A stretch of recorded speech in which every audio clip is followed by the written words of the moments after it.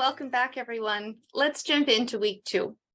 Last week, we talked about the importance of annotation and how it can help you better understand what you're reading.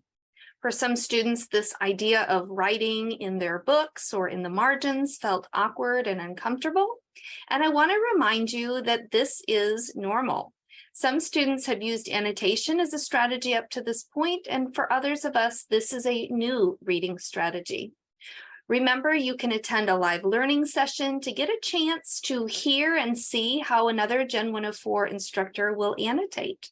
I'm also happy to show you my annotation style. And as you might have guessed, it involves lots of colors and highlighters, maybe a squiggly line or a circle here and there as well. And it's very visual. Lots of visual representation helps me to tune in and process what I'm reading. So we're all going to annotate in different ways, and that's totally fine. You need to find the style of annotation that works best for you. Now, I hope you've also started thinking about and practicing some of those reading strategies that we explored in week 1, and we're going to start putting them into action here in week 2. This week, we'll explore informational text, like a textbook, right? And it also might include something like a newspaper biography, or even the operational procedures and instructional manuals, those kinds of things that fall on your desk at work. So not always the most exciting stuff, right? We're going to consider some ways you can more efficiently read these materials in order to really gain some comprehension, some understanding of what you're reading, maybe the first or second time you read it.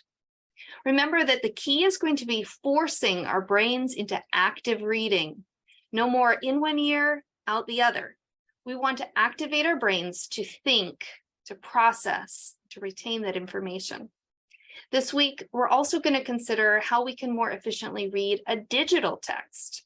Digital reading is inevitable. So even if you've said, this isn't my reading preference, this isn't my favorite reading style, I still want to equip you with some skills that are going to improve your reading when this text comes from a screen. And on that note, as you consider all the new strategies for all the different ways that we might read, I want you to remember that as you try out something new, if you're feeling unsure about if it's actually working to make you a better reader, give it a little bit of time, try it a few times. But don't be afraid to try a strategy and throw it away. Try a new strategy as needed. If you find your brain still drifting off, it's safe to assume that strategy is not the right one for you. Totally fine. Try another strategy. Our goal here is going to try new things and find some things that work for you so that you can comprehend materials better, retain information in usable ways, and increase your efficiency or fluency with reading, and just overall make you a better reader as a university student. Let's talk about what we're going to dive into this week in order to achieve that goal.